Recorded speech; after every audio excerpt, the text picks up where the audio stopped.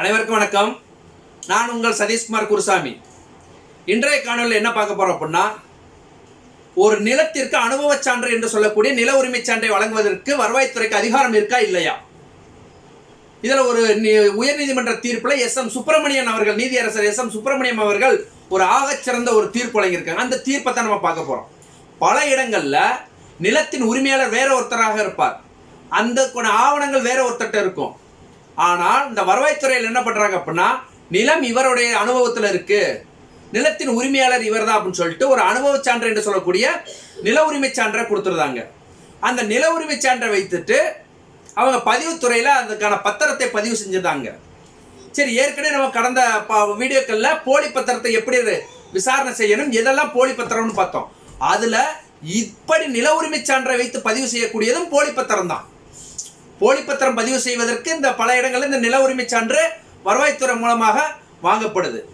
அப்படிப்பட்ட நேர்வுகளில் இப்படி யாராச்சும் பதிவு செஞ்சிருந்தா தாராளமாக நீங்க இந்த வழக்கை மேற்கோள் காட்டி நீங்க நடவடிக்கை எடுக்கலாம். அதை ரத்து பண்ண சொல்லலாம்.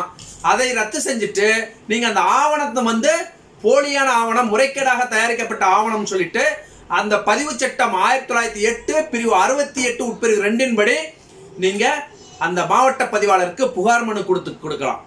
சரி, இப்படிப்பட்ட நேர்வுகள்ல இப்படி ஒரு விசாரணை செய்யாம வேற ஒருத்தர் இடத்திற்கு வேற ஒருவருக்கு இந்த நில உரிமை சான்று என்று சொல்லக்கூடிய அனுபவ சான்று வழங்கிய தாசில்தார் மீது, அதுக்கு பரிந்துரை செய்த வருவாய் ஆய்வாளர் மற்றும் கிராம நிர்வாக அலுவலர் மீது தமிழ்நாடு குடிமைப் பணிகள் ஒழுங்கு மற்றும் மேல்முறையீட்டு விதிகளின் கீழ் 17B நடவடிக்கை எடுப்பதற்கு ஏதுவாக இருக்கு. அதையும் தாண்டி வேண்டுமென்றே திட்டமிட்டு ஒரு அரசு பணியில் இருக்கக்கூடிய ஒரு பொது ஊழியர் ஒரு நபருக்கு கேடு விளைவிக்கணும், அவருடைய சொத்தை அபகரிக்கணும் அப்படின்னு சொல்லி ஒரு கெட்ட எண்ணத்தோடு ஒரு பொய்யான ஆவணத்தை புனைந்ததற்காக, தயார் செய்ததற்காக அவர் மீது இந்திய தண்டனை சட்டம் மற்றும் இப்ப இருக்கக்கூடிய பாரதிய நியாய சங்கீதம் 2023 படி முதல் தகவல் அறிக்கை பதிவு செய்யலாம். இது இந்த சட்டத்தில் இடம் இருக்கு. சரி, இப்படி ஒன்று வருவதற்காக இந்த வருவாய்த்துறைக்கு இந்த நில உரிமை சான்று வழங்குவதற்கு அதிகாரம் இல்லை என்று நீதிமன்றம் தீர்ப்பு வழங்குவதற்கு ஒரு நபர் காரணமாக இருந்திருக்காங்க. யாரு அப்படிங்கிறத தான் நம்ம இப்ப பார்க்க போறோம். ஈரோடு மாவட்டம் கோபிச்செட்டிப்பாளையம் உட்கோட்டத்திற்கு உட்பட்ட தாளவாடி தாலுகாவில் இந்த வானாஜி அம்மாள் அப்படிங்கிறவங்களுக்கு நிலங்கள் இருக்கு. இந்த நிலத்தை அவங்களுடைய அனுபவத்துல தான் இருக்கு. அவங்க தான் அதை விவசாயம் செஞ்சுட்டு வராங்க. ஆனால் அந்த நிலம் வேறொருவர் என்ன பண்றாருன்னா, என்னுடைய அனுபவத்தில் இருக்குன்னு சொல்லி அந்த வருவாய்த்துறை அலுவலர்கள், அந்த கிராம நிர்வாக அலுவலர் மற்றும் வருவாய் ஆய்வாளரின் பரிந்துரையின்படி தாசில்தார் என்ன பண்றாரு, ஒரு நில உரிமை சான்று கொடுத்துறாரு. இந்த நில உரிமை சான்றை வைத்துட்டு அவர் என்ன பண்றாரு, ஒரு போலி பத்திரம் பதிவு செய்யறாரு. இதை அறிந்த அந்த வானாஜி அம்மாள் என்ன பண்றாங்க அப்படின்னா, ஐயோ நிலம் நம்மகிட்ட இருக்கு, ஆனா இவங்க வேற ஒருத்தர் ஆவணத்தை வச்சு பதிவு செய்யறாரு, இந்த ஆவணத்தை இந்த போலி பத்திரம் பதிவு செய்யப்பட்டிருக்கு, இதுக்கு என்ன ஒரு அடிப்படை காரணமாக இருக்கு, எதை வச்சு பதிவு செஞ்சிருக்காங்கன்னு பார்க்கும்போது இவர் என்ன பண்ணியிருக்கிறார் அப்படின்னா, இந்த தாசில்தார்ட்ட நில உரிமை சான்று, அதாவது அனுபவ பத்தியை வச்சு நில உரிமை சான்று ஒன்று வாங்கி அந்த உரிமையை நிலைநாட்டி பத்திரப்பதிவு பண்ணியிருக்கிறாரு. அவங்க உடனே இப்படி தாசில்தாரால் வழங்கப்பட்ட அந்த நில உரிமை சான்றை உடனடியாக ரத்து பண்ணணும்.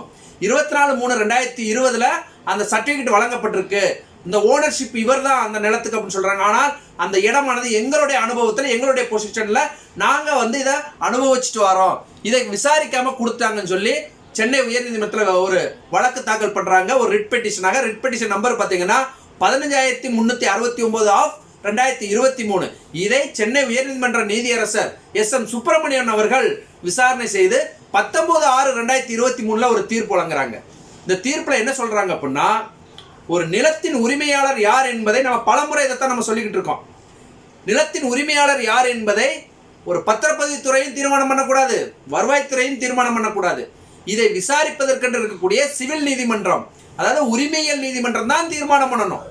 நீங்க பத்திரம் பதிவு பண்ணிட்டாப்ல இது அவருக்கு உரிமை ஆயிராது. நீங்க பட்டா கொடுத்துட்டாலோ இல்ல சிட்டா கொடுத்துட்டாலோ இல்ல நில உரிமை சான்று கொடுத்துட்டாலோ இது உடனடியாக அவருக்கு உரிமை ஆயிராது.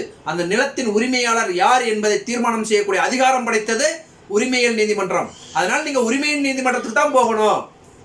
இவங்க யார் இடம்னு இவர் கேட்டார்னா, இந்த தாசில்தார் என்ன பண்ணிருக்க, எப்பா நீ உரிமையியல் நீதிமன்றத்தில் போய் அந்த வழக்கை தொடுத்து உன் உரிமையை நிலைநாட்டிக்கொன்னு சொல்லணும். இதை விடுத்து நீங்க வாட்டுக்கு ஒரு உரிமை சான்றை கொடுத்துட்டு, நில உரிமை சான்றை கொடுத்து அதை வச்சு அவர் போலி பத்திரம் பண்ணி முறைகேடுல ஈடுபட்டிருக்காரு. இதெல்லாம் ஏற்றுக்கொள்ள முடியாத ஒரு அப்பட்டமான ஒரு விதிமீறல்கள். மேலும் இந்த தாசில்தார் வந்து அந்த ப்ராப்பர்ட்டி டிரான்ஸ்ஃபர்னு சொல்லக்கூடிய அந்த நில ஆவண மாற்றங்கள் அதவும் அவர் கடைபிடிக்கல, பட்டா பாஸ்புக் சட்டத்தையும் கடைபிடிக்கல, எதுவுமே கடைபிடிக்காம அவர் வாட்டுல 19 அவர் நில உரிமை சான்று கொடுத்திருக்கிறாரு. இது எந்த விதத்தில் நியாயம்? இது மாதிரி நில உரிமை சான்று வந்து வழங்குவதற்கு வருவாய்த்துறைக்கு எந்த விதத்துல அதிகாரம் கிடையாது அப்படின்னு சொல்லி இந்த ஜட்மெண்ட்ல 5வது பேராவில் சொல்லியிருக்கிறாங்க. இந்த ஜட்மெண்ட்டை மேற்கோள் காட்டி அந்த ஈரோடு மாவட்ட கோவிச்செட்டிப்பாளையம் உட்கோட்டத்தில் இருக்கக்கூடிய அந்த சாராட்சியர் என்று சொல்லக்கூடிய கோட்டாட்சியர் வந்து அவர் கீழே இருக்கக்கூடிய அனைத்து அந்த வருவாய்த்துறை அலுவலருக்கும் ஒரு சுற்றறிக்கை அனுப்புறாங்க. என்ன சொல்றாங்க அப்படின்னா, இது மாதிரி 19/6/2023 சென்னை உயர்நீதிமன்றம் வந்து ரிட் பெட்டிஷன் நம்பர் 15369/2023 சொன்ன தீர்ப்பின் அடிப்படையில் வருவாய்த்துறை நில உரிமை சான்று வழங்குவதற்கு அதிகாரம் கிடையாது வருவாய்த்துறைக்கு.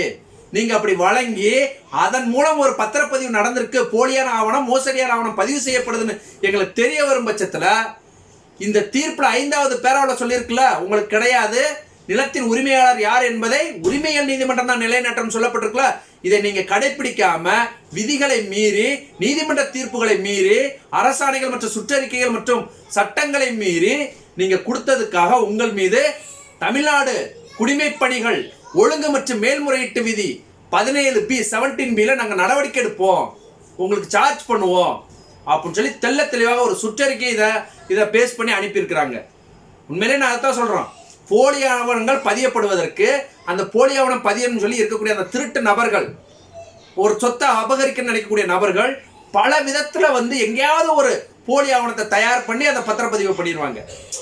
அதை பதிவு செய்யும் போது அந்த சார் பதிவாளர் கேட்க மாட்டாங்க, இது உனக்கு எப்படி வந்துச்சு, ஏன் வந்துச்சு, நீ யாரு, எதுக்கு இதை பதிவு பண்ற, இந்த சொத்து யாருடையதுன்னு எதுவுமே கேட்க மாட்டாங்க.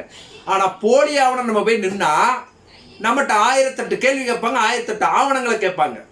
காரணம் என்ன அப்படின்னா, அவர் கண்காணிக்கக்கூடிய அவர் கீழே இருக்கக்கூடிய ஒரு அலுவலர் போலி ஆவணம் பதிவு செஞ்சுட்டார்ல, எடுத்தோன்னே ஆமாங்க என் கீழே இருக்கக்கூடிய அலுவலர் சார் பதிவாளர் ஒரு போலி ஆவணம் பதிவு செஞ்சுட்டாருன்னு மாவட்ட பதிவாளர் சொன்னா, உனக்கு கீழே இருக்கிற பதிவு செஞ்சு இந்த மாதிரி ஒரு முறைகேட்டில் ஈடுபடுறத நீ மேலே இருக்கக்கூடியவங்க பார்த்துக்கிட்டு இருக்கீங்க, அப்போ நீங்கள் உங்கள் கடமையை தவறிட்டீங்க அப்படின்னு எல்லாரும் நம்ம நினச்சிக்கிறோம். அப்படிங்கிறதுக்காக அவங்க அலுவலரை காப்பாற்றுவதற்கு என்னென்னமோ முயற்சி செய்வாங்க. மனுவை விசாரிக்க மாட்டாங்க, தள்ளுபடி பண்ணுவாங்க, ஏதாவது ஒரு சட்டப்பிரிவை மேற்கோள் காட்டுவாங்க, இல்லை இந்த வாரம் நீங்கள் அதை கொண்டு வாங்க இதை கொண்டு வாங்கன்னு காலம் தாழ்த்துவாங்கள ஒழிஞ்சு இவங்க எந்த விதமான முடிவு எடுக்க மாட்டாங்க.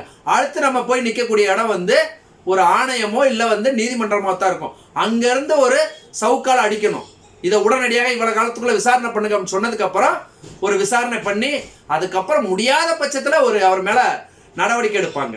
இதுதான் இன்ற அளவுல இருக்கக்கூடிய மிகப்பெரிய ஒரு பொதுமக்களை அலக்களிக்கக்கூடிய ஒரு செயலாவே இருக்கு பதிவுத்துறையில. இது மாதிரி பல ஆவணங்கள் இதெல்லாம் வச்சு போலி ஆவணங்கள் பதிவு செய்யப்படுது, அதெல்லாம் வந்து பதிவு செய்யக்கூடாது, அதை தடுப்பதற்கு என்ன வழிமுறை இருக்குன்னு சொல்லி அடுத்தடுத்து நம்ம காணொலிகள் பதிவு செஞ்சுட்டு வரோம். மீண்டும் இதுபோல் சட்டம் சார்ந்த காணொலியில் சந்திப்போம். நான் உங்கள் சதீஷ்குமார் குருசாமி. நன்றி.